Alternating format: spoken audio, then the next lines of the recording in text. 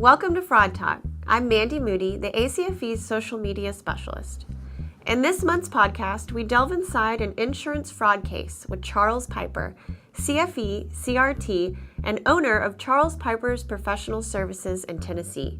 Charles shares the importance of thinking beyond an initial allegation when investigating healthcare fraud. Tell me how you first found out about Dr. Susan Shamrock, the lady mentioned in your case. Why did you decide to investigate her medical practice?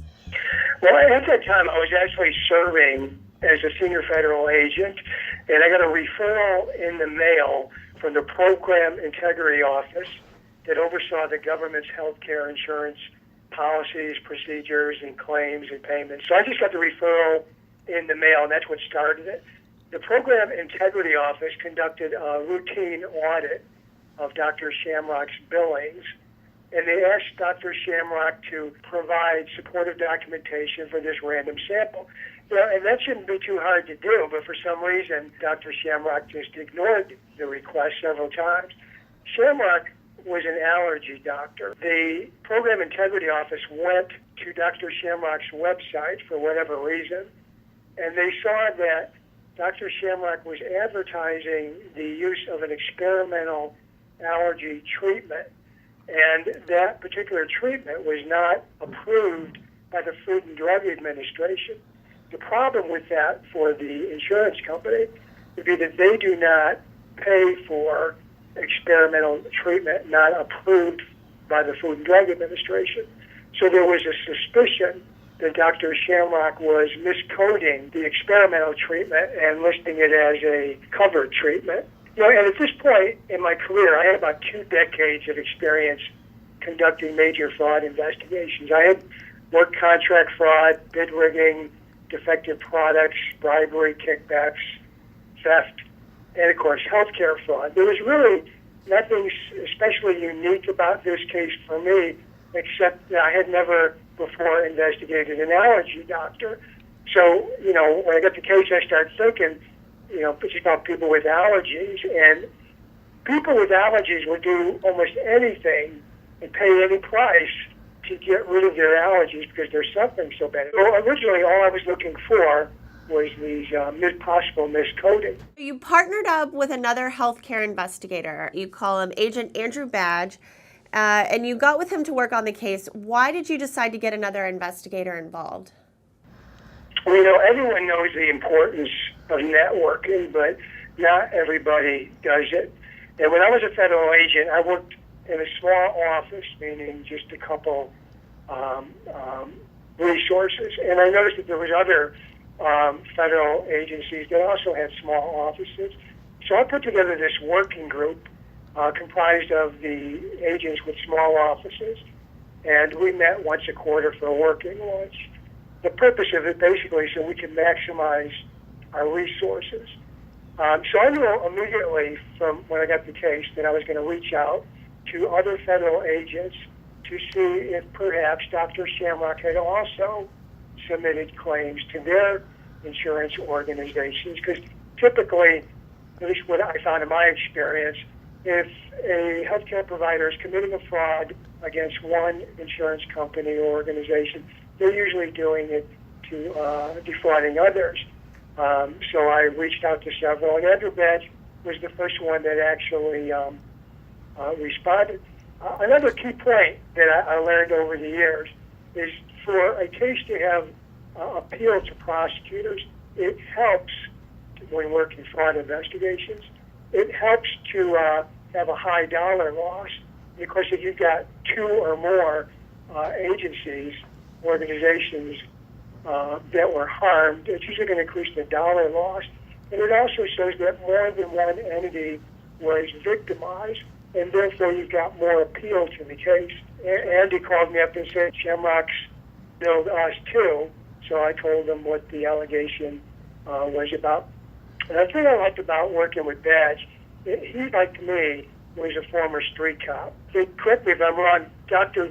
Joseph Wells, who created the CFE, the Association of Certified Fraud Examiners, he said a good fraud investigator is part accountant, part investigator, part lawyer, and I think he said part criminologist. What I bring to the table is a little bit different because I'm also part street cop, and I was raised on the south side of Chicago. So I've got this blue-collar approach to investigating the white-collar criminals. I really have a lot of fun doing it. And then just, also the general dislike for bullies, crooks, and fraudsters. So when me and Badge worked together, we weren't exactly Batman and Robin, but we had a lot of fun. We did a lot of good work for the taxpayers and others. You and Badge started investigating Shamrock. What did you initially discover when you began looking through the subpoenaed insurance claims? As you know, the first thing an investigator or a fraud examiner must do is create an investigative plan. Badge and I already had, both of our organizations, electronic summaries of billings and payments and whatnot to Shamrock. We knew that Shamrock refused to comply, or for whatever reason, did not comply with the auditor's request to provide supportive documentation. And we looked at Dr. Shamrock's website and we saw that she was providing this experimental treatment. So, and one of the first things I did actually is I drove by the allergy place, the allergy clinic, because I wanted to make sure that we had the right address, because maybe they were sending the request to the wrong address. So our first thought was we're going to get the records, and there's various ways that we could do that. We elected to serve administrative subpoenas to the doctor's office for various healthcare and payment records for our various organizations that the doc treated. And we asked it for a 5-year time period. In addition, we asked for records on the previous employees and current employees, and you'll see why we did that in a little bit. So it took several months, actually, for the doctor to provide us what we asked for, and we got patient files, medical treatment records, insurance claim forms, explanation of benefit forms. There's an old saying that a lot of fraud investigators know, which is be careful what you ask for because you might get it, because we got lots of stuff to look through after we got those. But at that point, our investigation was very limited because all we were looking for was to determine, is the doctor miscoding the experimental treatment and listing it or coding it as something that is covered. So my method of investigating has always been to think beyond the original allegations. I used to train college interns and other investigators. I'd say, you have to think plural, not singular. And a lot of time, what I discovered over several years, I usually and very often conduct as many as 10 separate types of investigations simultaneously. But by virtue of being thorough, you identify everything or many things that the individual is doing wrong and what others are doing wrong or illegal. So from previous experience of working other healthcare fraud investigations, I knew that very often healthcare providers that are committing fraud also often bill for services that they never provided in the first place. And I look for that because it's real easy to prove. I mean, because when you think about it, when you go to the doctor, one of the first things that they do is they put you on the scale and they take your weight. And then they may take your blood pressure, and then they stick one of those popsicle sticks down your throat and make you gag. And then they're writing stuff down as you're there. So my theory is someone at the doctor's office should write something down when you're there that day. The absence of any writing in the patient file on a repeated basis is a pretty good indicator that you've got false billings for treatment that were never provided in the first place. So when we're looking through the files, now Badge has his office, I have my office, so I'm looking through the files, and I wasn't finding very many experimental treatments provided, but what I was finding was a whole lot of instances where there was no supportive documentations for the billings at all. In fact, one thing that I've never been to an allergy doctor for treatment. One thing that struck me as really odd was that the patients were supposedly getting 4 and 5 shots a week. And I just tried to envision the average person's schedule. They're going to work. And how would you stop what you're doing and go to see the allergy doctor and get an injection 4 or 5 days a week. And I called Badge, and I said, look at this. I'm finding 4 or 5 days a week. I said, I wouldn't go there if they're giving away free lunches 4 or 5 days a week. And Badge says, I'd go if they're giving 4 or 5 lunches away a week, But I just thought it was weird. And another thing that I just observed, analyzing forms, is that the location of service was listed as the injections were given at the doctor's office. So it's just a fact. So we decided that we were going to go conduct some interviews of former and current patients. And as most people, experienced investigators and interviewers know, that it's very important that before starting the interview, that the investigator plan for the interview, because if you don't, your odds are you're going to miss some questions, you're going to forget about them. So planning is a big part of the interview process. So we go knocking on doors of some of the former patients' homes. A lot of them are retirees, which work to our advantage, so we can work day shift. But we'd ask some questions, like I'd ask, how many times did you get an allergy injection each week? But the responses we were getting were like 2 to 3 times a week, not 4 or 5 like we're billed for.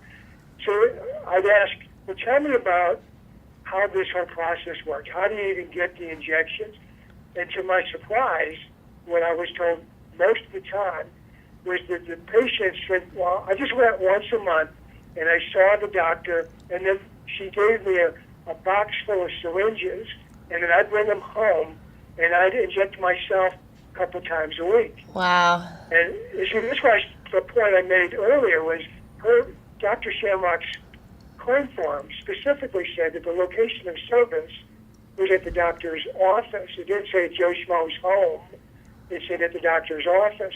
So now we're dealing with a whole different fraud scheme, or an additional fraud scheme, where she's billing for services not provided, and the location of service is incorrect. One of the interviews, the patient said, as a matter of fact, he says, I've got some of the syringes here in the house. They're in my refrigerator. So they gave us syringes. We photographed them and collected them as evidence. It's not actually physical evidence that the patients are injecting them themselves. But even, again, I've never received these allergy shots, so I don't know how it works. So we had to call our insurance companies and ask them, what's the procedure? What's allowable and what's not? And the insurance company said that in order to receive reimbursement, the provider has to give the injection at the facility, and then we need to monitor the patient to see if there's any reaction from once the antigens are injected into them, which to me that made pretty good sense, because what if they freak out after they get the injection? What we were told is if the patient actually injected themselves at their home, but the claim form said that the injection was given at the doctor's office, that's a false claim. But then we found even more fraud as we started looking through the files. When the patients get the injections filled with antigens, they're actually, the allergy clinic creates a master serum of mixtures specifically and unique to that patient. And the billing for that is much more expensive than an injection. An injection might be like $50 a pop. But the mixture, I can't remember, it was several hundred or $1,000. The mixtures were worth a whole lot of money. And what we were seeing was a whole lot of billings for mixtures. And I just thought, my God, what are you doing, injecting the whole neighborhood? How can you have all these mixtures? Well, then you think it's true. If you're going to bill for a lot of mixtures fraudulently, you've got to bill for a lot of shots fraudulently to go with it. So that's where the really big money in this fraud scheme was the false mixtures. So we issued more subpoenas for now we want records to support the mixtures. And since we knew she was billing for visits that never happened, we also asked for appointment books and sign-in logs. Just kind of keep in mind, this all starts with the allegation that she's miscoding for the experimental treatment. So at this point, what we've got is we've got no supportive documentation for the master serums. We've got missing documents for treatment bills. We've got patients' names that were not listed in the appointment books. We've got patients that never signed in. And then we also found that the doctor was waiving the co-payments for the patients, which she's not supposed to do either. The next thing that we want to do is find out, is there criminal intent on the part of the doctor? Is it that she does not know the rules? Is it that she's careless? Is she in a hurry, or is she a crook? That's what we want to find out next. So from experience, one way that we know to find this out is to interview some of the former and current employees, but in that order. We interview the former employees first, and not all of them, select ones that would probably know if there was fraud going on. And one former employee told us, she said, I told Dr. Shamrock, she said, we've been in trouble for this before. I told her to stop billing for treatments that we never provided. And we also interviewed, and this was kind of risky from an investigative standpoint, when you interview the current employees, because you know they're going to probably go back and tell the suspect. Yeah. But we interviewed the current office manager at her home on a weeknight. And, understandably, initially she didn't want to talk to us, but she did eventually. And we asked her to conduct a recorded telephone conversation with Dr. Shamrock. And, you can think that's true. Well, what's going to be believable? We said, well, why don't you tell her that some federal agents came to your house and interviewed you? So that gives you a reason to ask a whole bunch of wild questions. So our purpose of making the call is to determine what Dr. Shamrock would say about her own knowledge of the false claims. The purpose of us recording the call is to get physical evidence to what she said. So during the recorded conversation with Dr. Shamrock, Shamrock said that she knew that miscoding happened. She knew that sometimes insurance companies paid for treatment that was not provided, but she would not go so far as to say that she directed the false claims to be submitted, which you just hope for the best, and all we want is the truth. So the last step in the investigation, that we think is going to be the last step, is to actually conduct an interview with the doctor.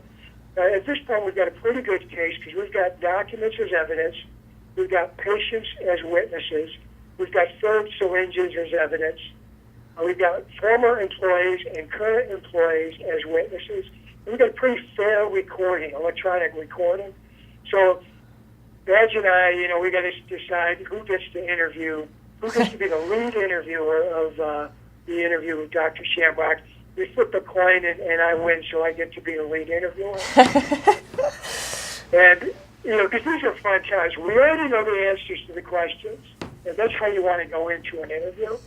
But we did not tell Dr. Shamrock that we had a recorded interview of her because that would burn the office manager, and we don't want to create this problem. But we know we've got that as evidence if we need it later.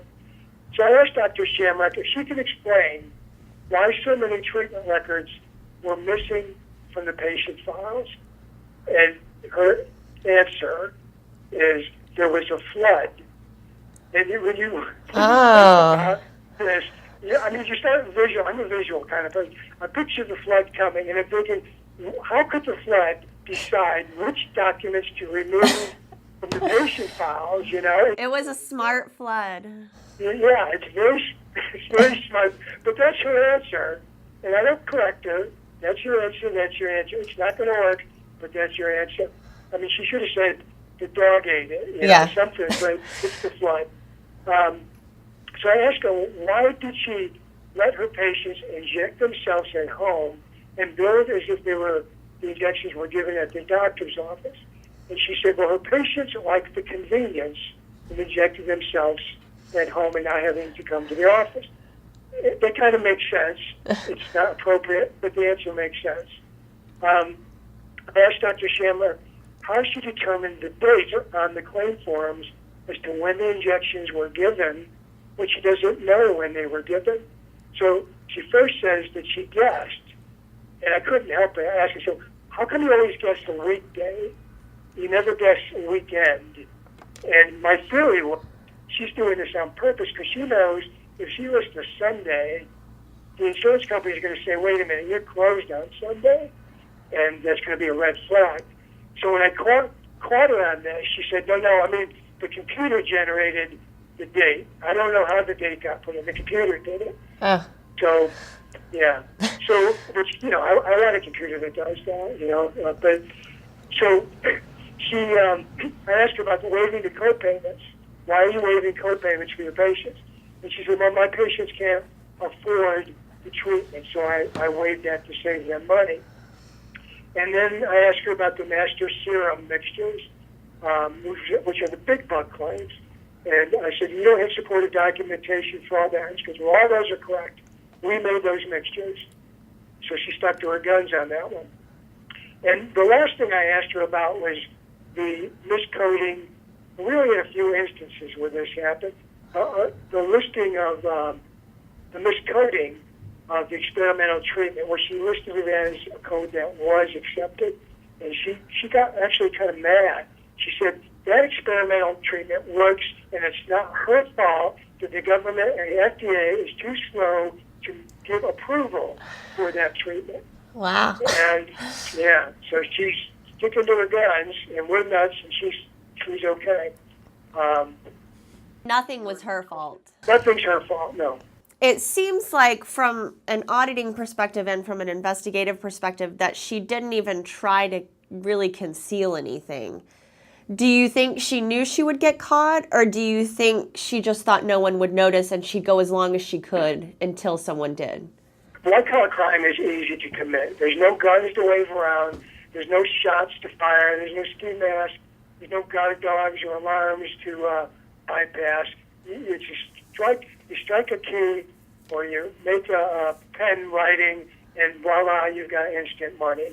Most of them, in my opinion, most white-collar criminals, they don't think they're going to get caught, and they think they're smarter than everybody else. We took the case first, as always, to a criminal prosecutor and presented it.